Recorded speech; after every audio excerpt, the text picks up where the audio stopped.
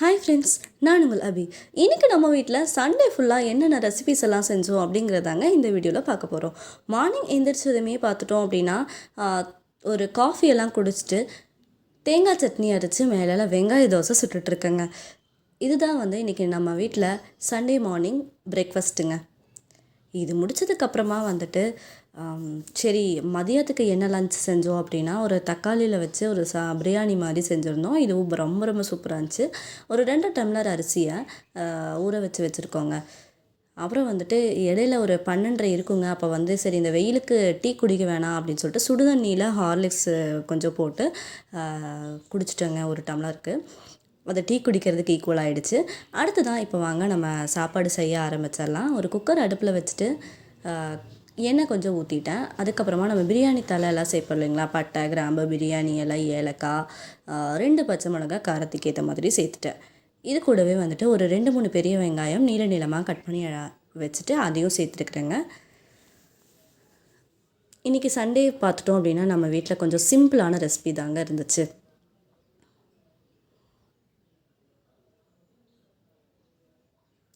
இந்த வெங்காயத்தை நல்லா வதக்கி விட்டுக்கலாங்க. தக்காளியை நம்ம அரைச்சி ஊற்றி கூட தக்காளி சாதம் பிரியாணி மாதிரி செய்வோம். அதுவும் ரொம்ப ரொம்ப சூப்பராக இருக்கும். நெக்ஸ்ட் வீடியோவில் நான் உங்களுக்கு அதை அப்லோட் பண்ணுறேன். இது அதை விட சிம்பிளாக செய்யக்கூடிய ஒரு பிரியாணி தாங்க இது. வெங்காயம் நல்லா வதங்கிடுச்சுங்க. அது அடுத்ததாக நம்ம இஞ்சி பூண்டு விழுது கொஞ்சம் தட்டிட்டு 1 ஸ்பூன் அளவுக்கு சேர்த்துக்கலாம். சேர்த்து வதக்கினதுக்கப்புறமா தக்காளி ஒரு 4-5 எண்ணெய் கட் பண்ணி எடுத்து வச்சுருக்குறோம். அதையும் உள்ளே சேர்த்துட்டு நல்லா மிக்ஸ் பண்ணி விட்டுடலாங்க. ஸ்கூல் காலேஜஸ் போகும்போதெல்லாம் செய்யக்கூடிய ஒரு சிம்பிளான அண்ட் சூப்பரான ரெசிபியாக இந்த தக்காளி பிரியாணி நமக்கு இருக்குங்க. நல்லா போட்டு வதக்கி விட்டுட்டு தேவையான அளவு மசாலாஸ் ஆட் பண்ணிக்கலாங்க. இதுக்கு பார்த்துட்டோம் அப்படின்னா ஒரு 1/2 ஸ்பூன் மிளகாய்த்தூள், கொஞ்சம் பிரியாணி மசாலா இருந்துச்சுன்னா ஆட் பண்ணிக்கோங்க. அப்படி இல்லைன்னா கரம் மசாலாவை கொஞ்சம் ஆட் பண்ணிவிட்டு லைட்டாக கலந்து விட்டுக்கோங்க. இப்போ அரிசி நல்லாவே ஊறிடுச்சு. இதை எடுத்து அப்படியே குக்கரில் சேர்த்துக்கலாங்க. மார்னிங் அண்ட் மார்னிங் பிரேக்ஃபாஸ்ட்டும் மதிய லஞ்சும் ரொம்ப சிம்பிளாக தான் இருந்துச்சு. சரி ஈவினிங் ஏதாவது கொஞ்சம் நல்லா செஞ்சுக்கலாம் அப்படின்னு சொல்லிட்டு நினச்சிட்டு இருந்தோம். அரிசியை சேர்த்துட்டு நல்லா மிக்ஸ் பண்ணி விட்டாச்சு. இப்போ இந்த அரிசிக்கு தேவையான அளவு தண்ணி சேர்த்துக்கலாம். ஒரு 5 டம்ளர் அளவுக்கு தண்ணி சேர்த்துட்டு நல்லா மிக்ஸ் பண்ணி விட்டுட்டேன். அப்புறம் சரி புதினாலாம் எதுவுமே ஆல்ரெடி வாங்கி வைக்கல. நம்ம வீட்டில் இருந்த புதினாவில் கொஞ்சம் பறிச்சிட்டு மேலால் ஃப்ளேவருக்காக தூவி விட்டுட்டேங்க. அவ்வளோதான். இதை ஒரு குக்கர் மூடி போட்டு க்ளோஸ் பண்ணி வச்சிடலாம். ஒரு 2 விசில் வரட்டும். அதுக்கப்புறம் ஓப்பன் பண்ணி பார்த்துடலாம்.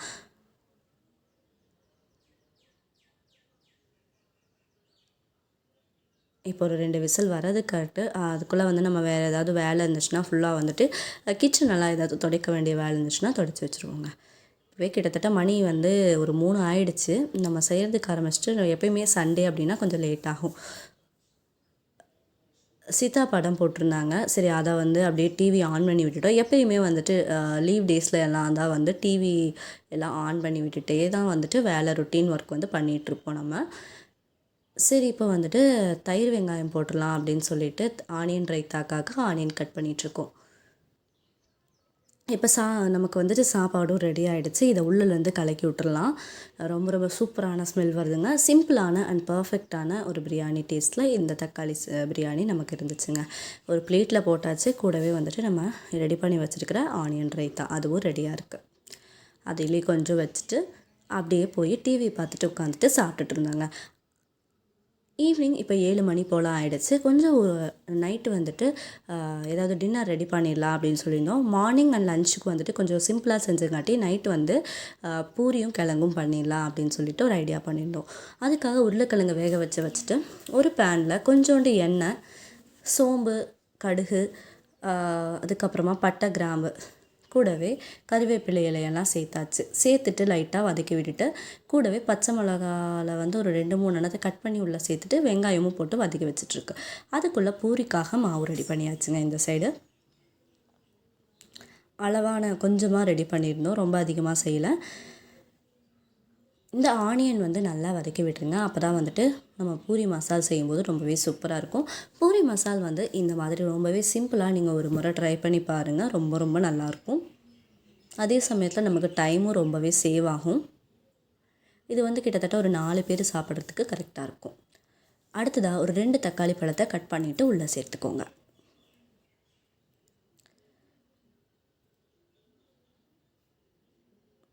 எப்பயுமே ஒரு பேலன்ஸ்டாக வந்துட்டு நம்ம சாப்பிட்டோம் அப்படின்னா நமக்கு உடம்பு ரொம்பவே ஹெல்த்தியாக இருக்குங்க.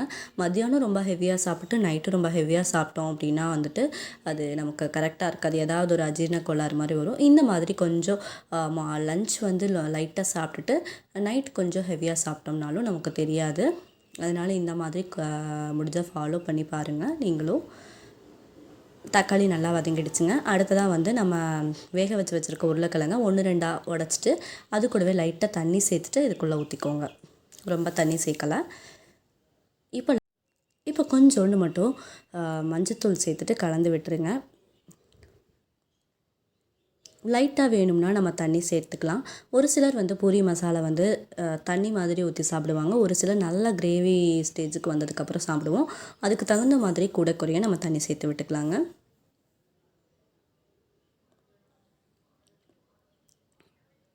இப்போ ஒரு 2 3 பச்சை மிளகாயும் நம்ம சேர்த்துருக்குறோம். கொஞ்சோண்டு எப்பயுமே நாங்கள் வந்து மிளகாய்த்தூள் சேர்த்துக்குவோங்க. ஒரு 1/2 ஸ்பூன் அளவுக்கு மிளகாய்த்தூள் சேர்த்துட்டு லைட்டாக கரம் மசாலா இருந்துச்சுன்னா அதையும் சேர்த்துக்கோங்க. நல்லாயிருக்கும் ஃப்ளேவர்.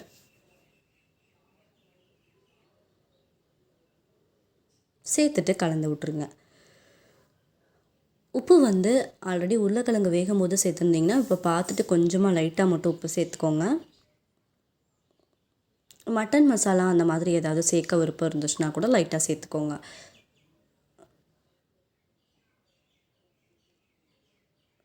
நல்லா மிக்ஸ் பண்ணி விட்டுருங்க. இப்போ தான் வந்து நான் கொஞ்சம் உப்பு சேர்க்குறேன். நான் எப்பயுமே உருளைக்கிழங்கு வேக வைக்கும்போது உப்பு சேர்க்கலை. அதனால் வந்துட்டு இப்போ லைட்டாக உப்பு தேவையான அளவு சேர்த்துட்டு நல்லா மிக்ஸ் பண்ணி விட்டுடலாம். இது ஒரு கொதி வரட்டும், அது வரைக்கும் நம்ம வெயிட் பண்ணிடலாங்க. அதுக்குள்ளாரவே நம்ம வந்து பிணைஞ்சி வச்சுருக்கிற பூரி மாவுக்கு போய் உருண்டை பிடிச்சி அதையும் உருட்டி வச்சிடலாம். பூரி மாவையெல்லாம் நல்லா உருட்டியாச்சு. இப்போ பூரி பொரிக்கிறதுக்காக எண்ணெய் நல்லாவே காஞ்சிட்ருக்குதுங்க.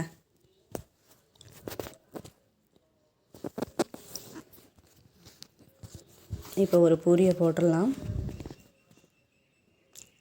பூரினாலே கண்டிப்பாக நிறைய பேர்த்தோட ஃபேவரட்டாக இருக்குங்க. என்னோடய ஃபேவரட்டும் பூரி தாங்க. ரொம்பவே எனக்கும் பிடிக்கும்.